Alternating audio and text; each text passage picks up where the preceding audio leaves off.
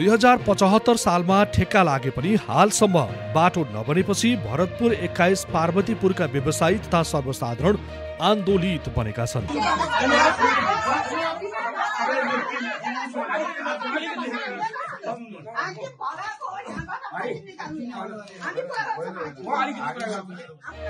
सघन शहरी तथा भवन निर्माण आयोजना कार्यालय अन्तर्गत यो ठेक्का लागेको थियो।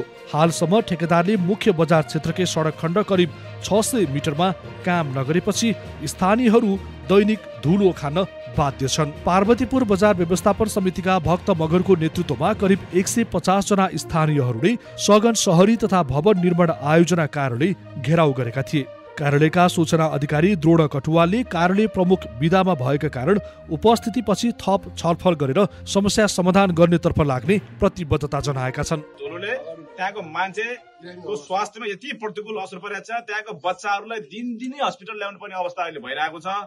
त्यस्तो अवस्थामा पनि सम्बन्धित निकाय यो सघन शहरी तथा भवन निर्माण कार्यालयले लगाएको ठेक्का अहिलेसम्म पनि त्यो काम पुरा नभएको र सधैँ त्यहाँको व्यवसायदेखि त्यहाँको घरवालादेखि स्वास्थ्यले पीडित भएको, हिँड्न नसक्ने अवस्था भएकोले हामी बाध्य रूपले एकदम बाध्यकारी रूपले चाहिँ यो ठाउँमा आएर चाहिँ उहाँलाई विरोध स्वरूप हामीले विभिन्न कुरा सुन्ने खालि जोडा कटार सरले यसको वास्तविकता बनाइदिन मलाई अनुरोध गर्दछु है। अब हाम्रो यो ठेक्का भनेको चाहिँ 75 सालमा लागेको ठेक्का रहेछ। यसमा चाहिँ करिब करिब हाम्रो 15-16 किलोमिटर भन्दा बढी पिच गर्नुपर्ने काम थियो। अघिल्लो वर्ष पनि उसले चाहिँ काम गरेको करिब 2 करोड रुपियाँ जति पैसा पाएन कि अघिल्लो असारमा हामीले उसलाई भुक्तान दिन सकेनौँ। उसले जति पैसा बराबरको काम गरेको थियो त्यो भन्दा कम पैसा मात्रै कार्यालयमा विनियोजन भएको थियो। अब हाम्रो कार्यालयको बजेट आउने भनेको माथि अर्थ मन्त्रालयबाट आउँछ, हामी संघीय कार्यालय हो हाम्रो। अनि यो वर्ष यो आर्थिक वर्षमा चाहिँ साउनमा अब हाम्रो धेरै कार्यक्रम मध्येमा त्यो एउटा कार्यक्रम चाहिँ छुटेछ क्या। त्यो कार्यक्रम छुटिसकेपछि यो वर्ष चाहिँ हामीसँग कार्यक्रम र बजेट छैन, तर ठेक्का इज स्टिल एलाइभ होइन।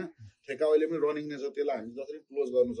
यसको कम्तीमा 92-93% काम पनि सम्पन्न भइसकेको छ र कार्यालय प्रमुख पनि आज नभएको हिसाबले गर्दाखेरि चाहिँ मैले चाहिँ तपाईँहरूलाई जानकारी दिनु परेको हो होइन। अब त्यसमा चाहिँ त्यति बेलादेखि भयो अब यो 400 मिटर र अलिकति ड्रेन कभर र त्यति पिच मात्रै गर्न बाँकी भन्ने मैले सुने अनुसार चाहिँ त्यो भने त्यो ठेक्का पनि क्लोज हुन्छ भन्ने सुनेका छौँ। अब कन्ट्राक्टरको पक्षको कुरा चाहिँ के छ भन्दाखेरि कन्ट्राक्टरले चाहिँ मैले चाहिँ पेमेन्ट पाउने सुनिश्चितता हुनु पर्यो, मेरो चाहिँ बजेट कार्यक्रम ल्याउनु पर्यो भनेर चाहिँ कन्ट्राक्टरको कुरा छ। यही बिचमा चाहिँ त्यही भएर पनि पैसा नभएर पनि काम हुन नसकेको भन्ने कुरा सायद पुरानो छलफलमा पनि सायद हाकिम साहबले तपाईँहरूलाई कसरी भन्नुभयो मलाई थाहा छैन। अब बिचमा चाहिँ हामीले अहिले अर्थ मन्त्रालयमा पनि सरहरू पनि लागि नै राख्नु भएको छ, त्यो कार्यक्रम बजेट ल्याउनलाई पनि लाग्नु भएको छ। हामीले पनि जसरी ठेक्का टुङ्गाउनु छ त्यति काम सम्पन्न गर्नु छ। अनि बिचमा निर्माण व्यवसायलाई बोलाएर हामीले मिटिङ पनि गरेका छौँ। निर्माण व्यवसायले त्यति बेला पनि 15 दिनभित्र चाहिँ निर्माण कार्य सम्पन्न गर्ने गरी उहाँले प्रतिबद्धता जनाउनु भएको, तर उहाँलाई एउटा एसुरेन्स चाहिँ के चाहिएको छ भन्दाखेरि काम गरिसकेपछि पैसा पाउनु पर्यो भन्ने उहाँको कन्सर्न छ होइन।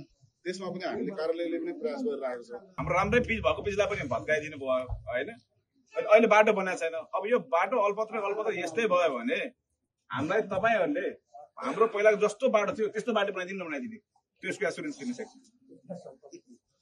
यसो गरौँ न, मैले जे आधिकारिक रूपमा भन्न सक्छु त्यो कुराहरू भने। अब हजुरहरूले चाहिँ जे सोध्नुहुन्छ त्यसरी म जवाफ दिन सक्दिनँ। अनि सर एउटा क्वेसन, यो जुन अहिले चाहिँ बजेटको कुरा आयो नि, यो बजेटको कुरा चाहिँ त्यो भत्काउनु भन्दा पहिला किन गरिएन सर?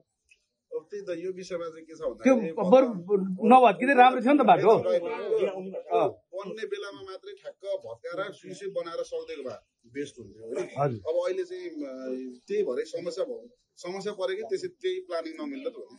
अब कन्ट्राक्टरले र हाम्रो कार्यालयको के समन्वय भयो त्यति बेलाको मलाई ठ्याक्क जानकारी त छैन, तर उसले सायद म अब पिच गर्छु बनाउँछु नै भनेर सुरु गरे होला।